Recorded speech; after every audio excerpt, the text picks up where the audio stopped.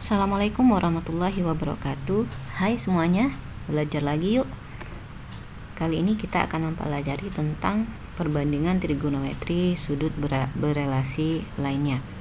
Sebelumnya kita sudah melihat relasi dari sudut di berbagai kuadran terhadap sudut lancip ya. Kita ulang sedikit.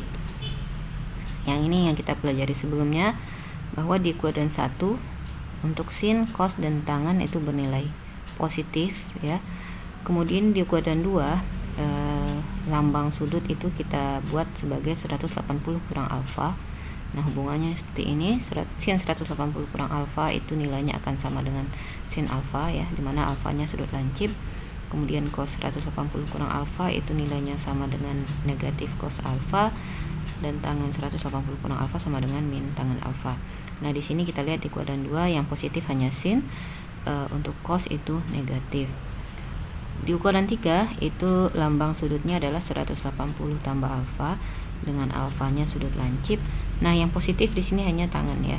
Sin dan cos itu bernilai negatif. Dan di kuadran 4 kita punya relasi bahwa sin 360 kurang alfa itu akan sama dengan min sin alfa ya. Jadi kita lambangkan sudutnya dengan 360 kurang alfa dengan alfa sudut lancip, dan di sini yang positif hanya cosnya saja. Untuk sin dan tan negatif. Nah, untuk memudahkan mengingatnya itu kita punya jembatan keledai ya. Jembatan keledai itu untuk memudahkan kita mengingat, walaupun tidak ada hubungannya ya antara makna dari jembatan keledai ini dengan apa yang sedang kita pelajari, itu tidak ada hubungan, cuman untuk memudahkan mengingat. Ini ada semua sindikat tangannya kosong. Maksudnya di sini semua ini untuk kuadran 1 ya, bahwa semua bernilai positif. Sindikat ya, ini jadi ini kuadran 1. Ini kuadran 1 ya. Kemudian untuk sindikat itu kuadran 2. Kuadran 2 sindikatnya bernilai positif. Untuk kuadran 3 sinnya yang bernilai positif ya. Untuk kuadran 3 tannya yang positif. Dan yang terakhir kuadran 4 cosnya yang positif. Nah, ini untuk mengingatkan. Baik, kita lanjut dengan sudut relasi lainnya. Untuk di kuadran 1 ya, kita punya relasi dari sudut alfa. Relasinya seperti apa? Mari kita lihat. Sebuah segitiga siku-siku, misalkan sudut di atas ini alfa ya. Ini besarnya berapa? Ini 90 derajat ya kan. Nah, kita tahu bahwa jumlah sudut segitiga itu adalah 180 derajat. Jumlah besar sudut segitiga itu adalah 180 derajat. Berarti ini udah 90, ini alfa, berarti mau nggak mau ini pasti bernilai 90 kurang alfa. Nah, kalau kita lihat sin alfa ya, misalkan kita namakan sisi-sisinya ini depan nih, yang di bawah ini x, yang tegak ini y, dan sisi miringnya r. Maka kalau kita lihat sin 90 kurang alfa itu depan per miring ya, berarti y per r.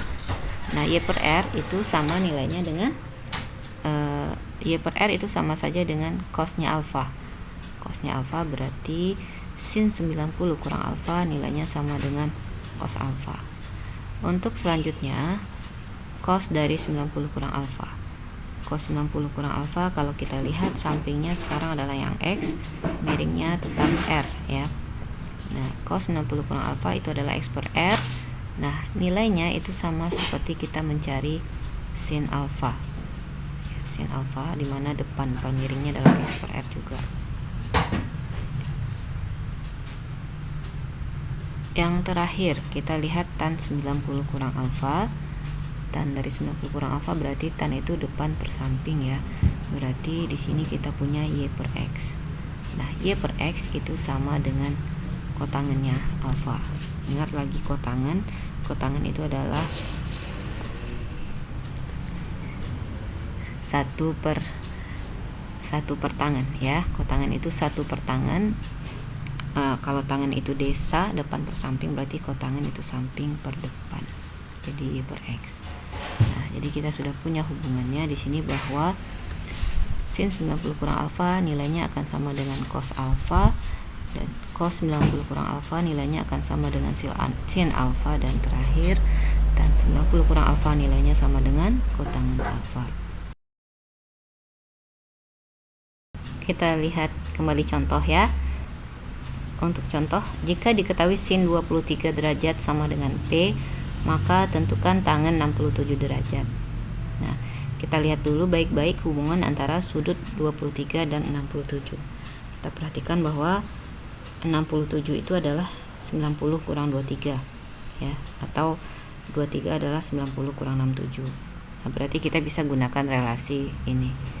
Nah, relasi sudut di kuadran 1. Jadi caranya berarti kita tadi punya sin 23 ya. Sin 23 itu artinya sama dengan cos ya. Cos 90 kurang 23. Ya, bahwa cos 90 kita pakai yang kedua ini. Cos 90 kurang alfa itu sama dengan sin alfa. Berarti cos 90 kurang 23 itu sama dengan sin 23. Nah, selanjutnya kita tadi punya sin 23 nilainya adalah P, dan cos 90 kurang 23 itu adalah cosnya 57 ya, karena ini nilainya, maaf, bukan 57 tapi 67. Nah, selanjutnya karena P sama dengan cos 67 berarti kita punya cos 67 nya adalah P. Nah, sementara yang ditanya di soal adalah tangen 67. Nah, untuk mencari tangen 67 kita pakai segitiga bantu yang siku-siku. Misalkan salah satu sudutnya adalah 67 derajat. Kita punya cos 67 adalah P ya. P itu sama dengan P per 1. Dan ingat kembali bahwa cos itu adalah sami ya, samping per miring. Berarti sampingnya bernilai P, miringnya bernilai 1. Ya, sampingnya bernilai P, miringnya bernilai 1. Nah, untuk mencari tangen kita perlu desa. Kita perlu depan, berarti kita perlu sisi depan yang ini ya. Sisi depan yang ini kita bisa gunakan Pitagoras, 1 kuadrat kurang P kuadrat, diakarkan ya, akar 1 kurang P kuadrat. Nah, dengan demikian kita dapatkan tangen 67 adalah akar 1 kurang P kuadrat per P. Nah, itu gunanya sudut berelasi di kuadran 1 ya. Kita lanjutkan untuk di kuadran 2 ya, dengan cara yang hampir serupa. Untuk di kuadran 2, selain kita punya relasi 180 kurang alfa, kita juga punya relasi 90 tambah alfa. Nah, dimana sin 90 tambah alfa itu adalah min cos alfa ya. Jadi sin menjadi cos, kemudian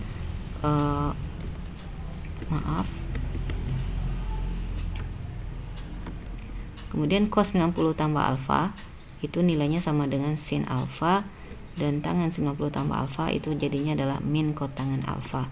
Nah, untuk di kuadran 2 itu kalau kita gunakan sudut 90 ya. Kalau kita gunakan sudut 90 itu sin jadi cos, cos jadi sin.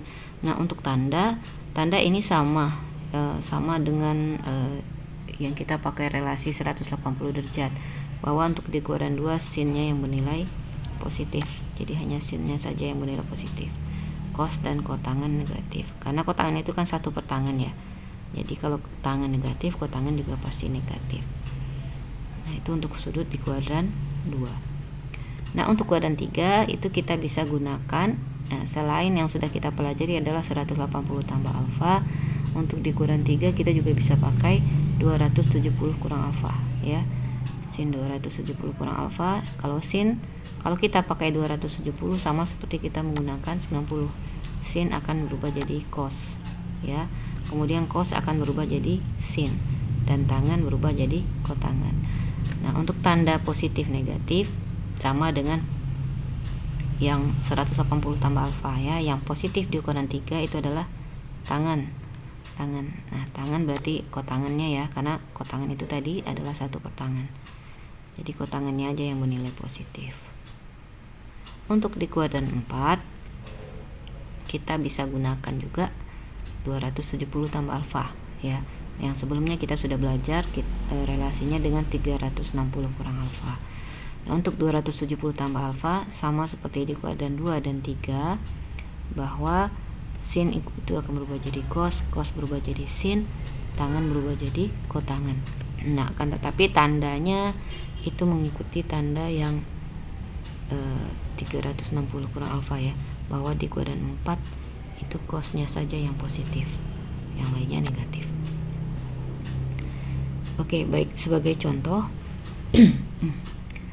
contoh seperti ini, jika alfa ada di kuadran 2 dan tangen alfa itu adalah min 2/3, tentukan nilai dari sin 90 kurang alfa kurang cos 180 kurang alfa ditambah tan 270 tambah alfa ditambah lagi dengan kotangan 360 kurang alfa.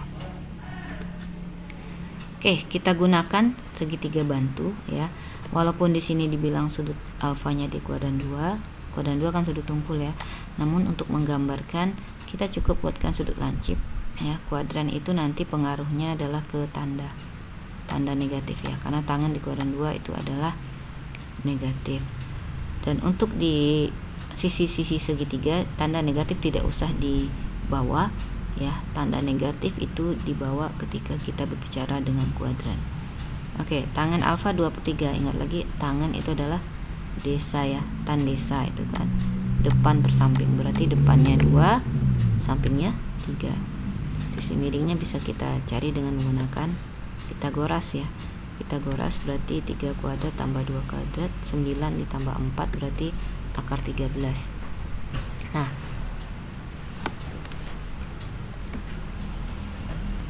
berarti untuk sin 90 kurang alfa kita gunakan sudut di kuadran 1 tadi ya, yang di slide sebelah. Sin 90 kurang alfa itu nilainya sama dengan cos alfa ya. Berarti cos alfa, cos itu samping per miring, berarti 3 per akar 13.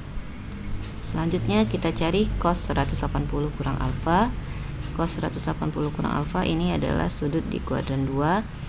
Nah, kalau kita pakai 180, tanda cos tetap cos, yang hanya berubah adalah tanda negatifnya saja ya. Ini pelajaran sebelumnya, min cos alfa. Oke, cos alfa tadi 3 per akar 13, berarti min cos alfa adalah min 3 per akar 13. Selanjutnya yang di bawah, tangan 270 tambah alfa. 270 tambah alfa ini berarti sama dengan cos alfa ya. Cos alfa. Tangan 270 tambah alfa sama dengan min kotangan alfa. Berarti min kotangan alfa, kotangan itu samping per depan, karena tangan depan per samping berarti kotangan samping per depan, berarti 3/2 ya. Tapi karena tandanya negatif maka jadinya min 3/2. Dan terakhir kotangan 360 kurang alfa. Kotangan 360 kurang alfa itu kita ada di kuadran 4, dimana tangan di kuadran 4 itu adalah negatif. Jadinya kotangan 360 kurang alfa itu sama dengan min kotangan alfa. Kenapa min kotangan, Bu? Ya, karena di kuadran 360 tangan yang kita tahu kan tangan 360 kurang alfa itu sama dengan tangan alfa ya, min tangan alfa. Makanya kotangan 360 kurang alfa juga sama dengan min kotangan alfa. Oke, kotangan tadi samping ke depan, berarti karena negatif jadinya min 3/2. Nah, selanjutnya kita masukkan ke perhitungan semuanya. 3 per akar 13 dikurang min 3 per akar 13 yang ini ya. Kemudian per tangan 270 tambah alfa tadi min 3/2 ditambah dengan kotangan 360 kurang alfa min 3/2. Nah, silahkan diselesaikan. Ini 3 dikurang min 3 jadinya plus 6 ya. 6 per akar 13 yang ini per ini utang 3/2, utang lagi 3/2 jadi utang 6/2. Nah, selanjutnya ini bisa dihabisi ya, ini kali dinaikkan ke atas jadi ini habis, sehingga kita punya min 2 per akar 13 ya, ini naik ke atas, atau sama aja dengan 6 per akar 13 dikali ya, karena ini dibagi min 6/2 jadi dikali min 2/6, makanya di sini tewas tinggal min 2 per akar 13. Selanjutnya rasionalkan penyebut ya, kali akar 13 per akar 13 sehingga kita punya min 2 per 13 akar 13. Nah, boleh seperti ini. Atau boleh juga sebelum kita menghitung kita sederhanakan dulu perbandingan trigonometrinya. Seperti ini tadi, sin 90 kurang alfa itu adalah cos alfa ya. Jadi ini sama dengan ini kan cos alfa. Oke. Kemudian cos 180 kurang alfa itu sama dengan min cos alfa, berarti dikurang min cos alfa per tangan 270 tambah alfa itu sama dengan min kotangan alfa ya, berarti min kotan alfa ditambah kotangan 360 kurang alfa juga sama dengan min kotangan alfa, sama dengan cos alfa kurang cos alfa berarti kurang min cos alfa, jadinya 2 cos alfa. Min kotangan alfa tambah min kotangan alfa jadinya min 2 kotangan alfa. Kotan dengan kot sama aja ya, gue biasanya nulisnya kot. Nah kotangan itu apa?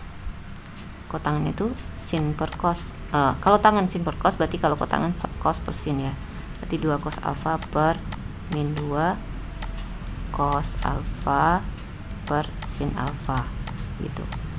Nah berarti ini duanya habis ya, jadinya kita ini kalau cos alfa per sin alfa naik ke atas, jadinya cos alfa dikali sin alfa per cos alfa ya. Ini ada min, tanda min, ini tewas sehingga kita punya min sin alfa. Sin alfa yang mana? Sin alfa sin alfa 2 per akar 13 berarti sama dengan min 2 per akar 13 itu sama dengan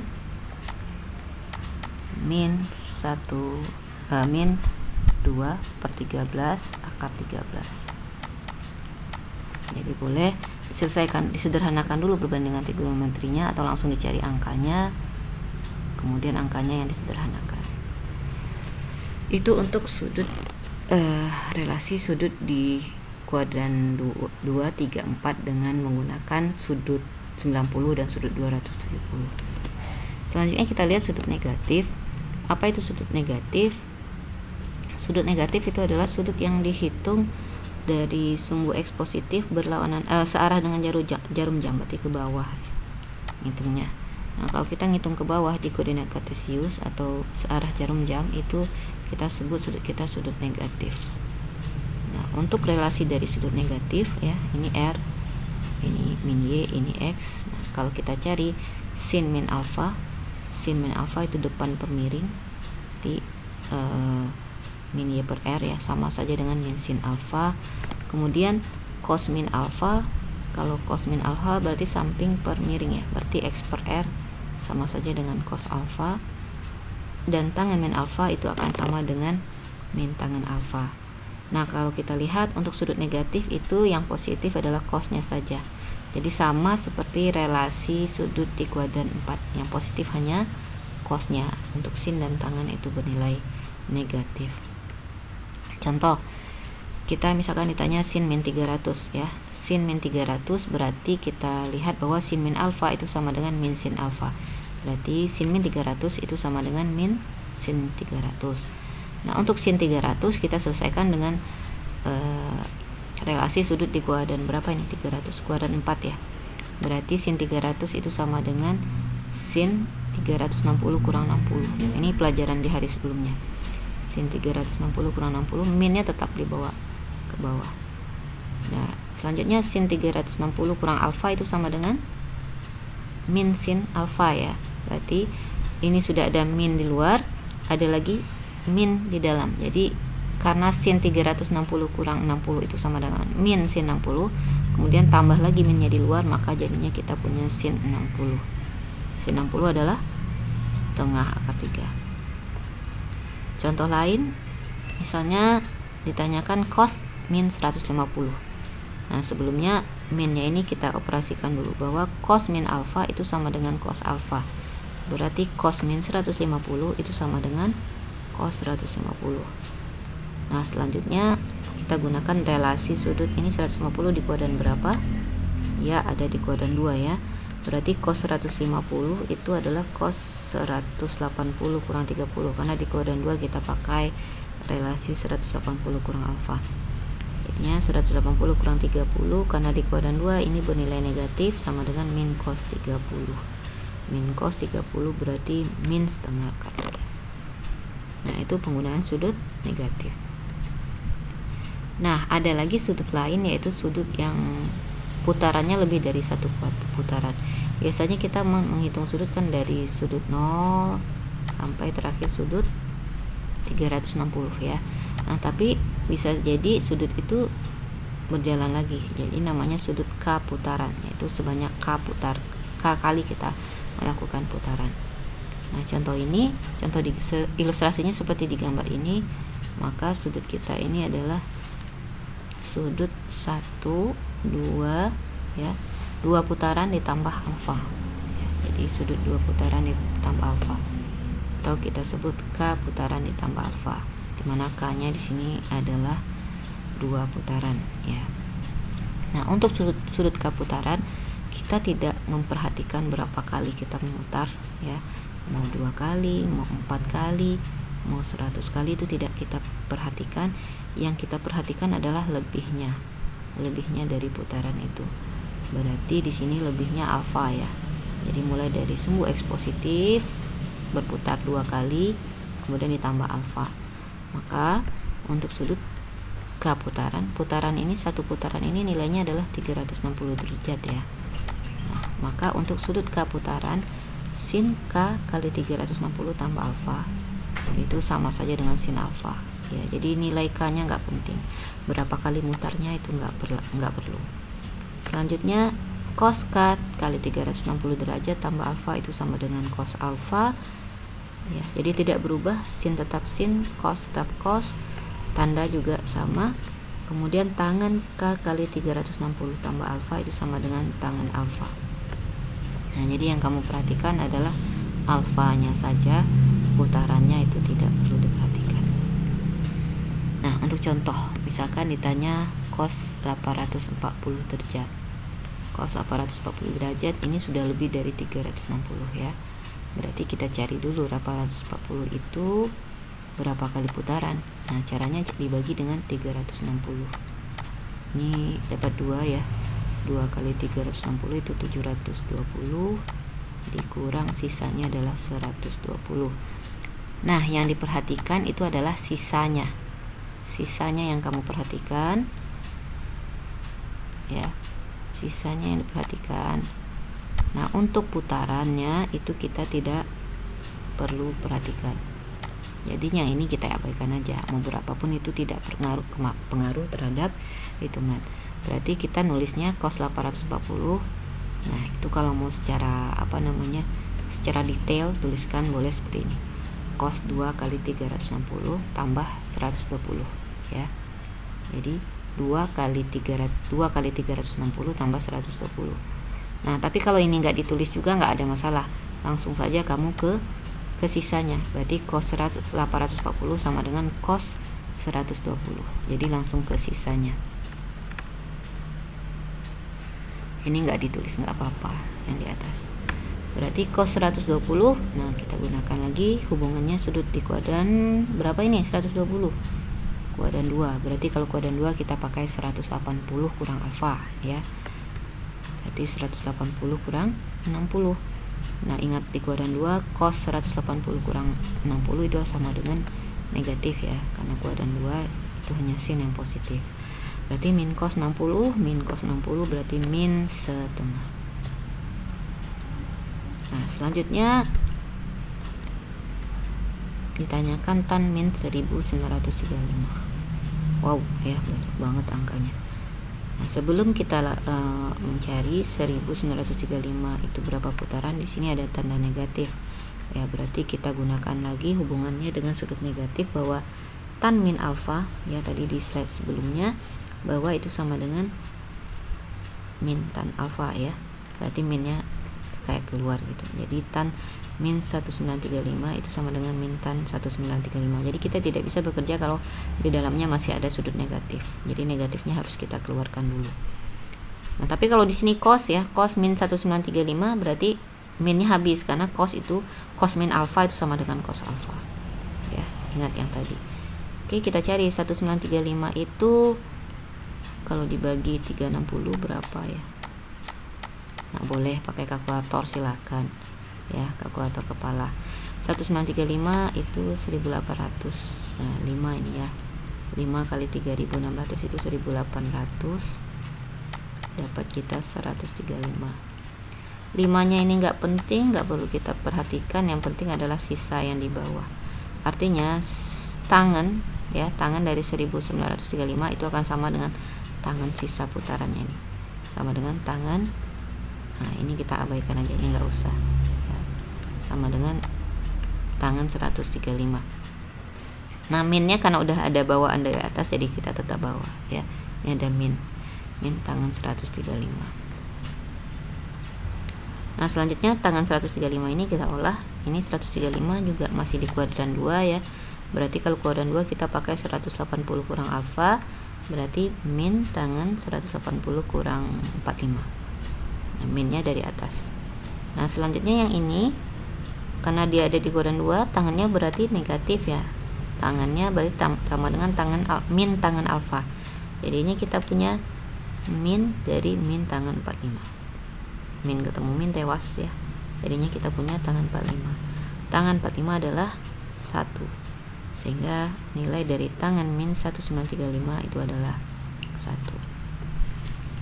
Oke, itu untuk sudut relasi dari sudut kaputaran. Kemudian tadi juga sudah ada sudut negatif dan sudut relasi sudut di kuadran 2, 3, dan 4 dengan menggunakan 90 kurang alfa, 90 tambah alfa, 270 kurang alfa, dan 270 tambah alfa. Nah, sampai di sini mudah-mudahan bisa dipahami. Jika ada pertanyaan silahkan disampaikan di grup. Terima kasih, semoga bermanfaat. Wassalamualaikum warahmatullahi wabarakatuh.